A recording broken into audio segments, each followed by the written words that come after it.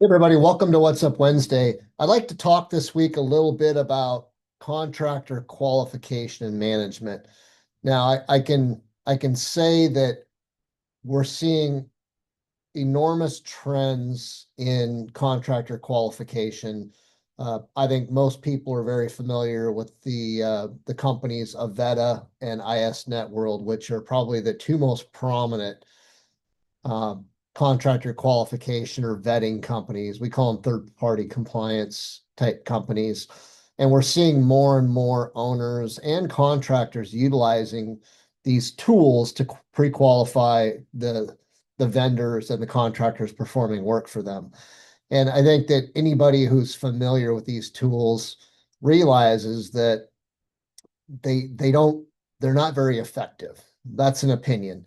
But ultimately they're not very effective for a number of reasons. One, they collect a lot of information and they are a form of due diligence so that whoever the hiring company is, an owner, a general contractor, their subs, their contractors, their subs, their vendors are having to go through this process. So they're able to verify their insurance limits if they utilize that function.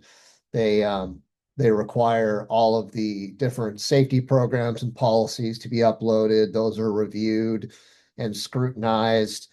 Sometimes they're requiring training documentation. Some of the some of the account holders, the owners and the contractors will actually assign training. So there are a lot of different features that come with this contractor qualification management.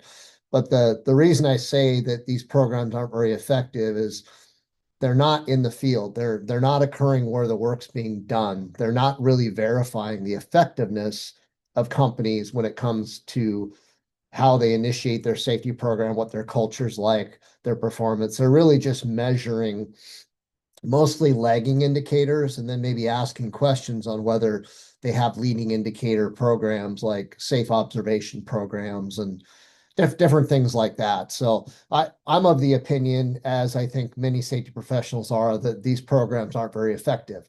But what they are is that they are a measure of due diligence by the companies who are hiring those of us who subscribe. And it helps give them somewhat of a legal argument because of that due diligence when something goes wrong. So there's a place for these things, there's a reason for them. What I'd really like to see is a shift towards effective contractor qualification and management. And I think that that can be performed more at the more intimate site level on a construction project or in a specific facility of some kind.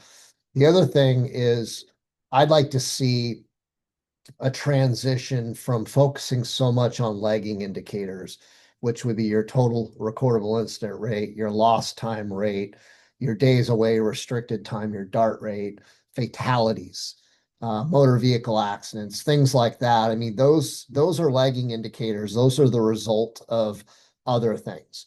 Leading indicators are more challenging because I think a lot of companies they sort of define leading indicators or they choose leading indicators that they're measuring somewhat differently.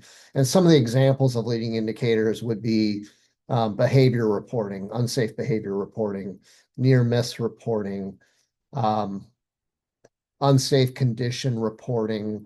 There's so many different things that are leading indicators to a potential incident, SIFs, whatever it may be.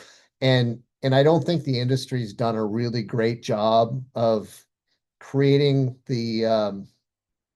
creating a standardization or a benchmark of these leading indicators in a way that we can really truly measure them. But if we're going to shift from this, how somebody has performed to how they might perform, and we shift from that lagging indicator type of a measurement system, which is what we have in place now and kind of always have, to more of a leading indicator behavioral approach, safe culture approach, maybe a HOP approach, I think that we're going to see much better results. And and the reason I say that, and this is kind of the last thing to close it out, is that measuring somebody based on that lagging indicator performance criteria is not necessarily a good representation of that company. It could be a small company, 20 employees, and they have one incident and all their numbers are just foobarred because they don't have enough man hours work to be able to cover that incident. So then their TRIR rate soars or whatever it may be. It's not a great indicator. Now, in some cases, lagging indicators are really good measurement of safe performance, but more often than not, they don't necessarily drive future performance. So we need to kind of figure out as an industry how we can develop benchmark leading indicators that companies measure, just like they measure TRIR, DART rate, LTA, fatality rates, et cetera. And I think that that will help us drive the industry in the right direction. It'll drive safety performance, it'll drive safety culture, and I think it'll benefit everybody. But when we're thinking about that contractor qualification, going back to my original point, I think that we need to consider what companies are doing to drive safety culture and not just how they did 3 years ago, 2 years ago, last year, et cetera, because it's not really a fair measurement and it's not really truly a way to manage somebody. Um, so just a couple thoughts for those of you who have to manage accounts within a Veta and ISNet world, you know what a nightmare that can be.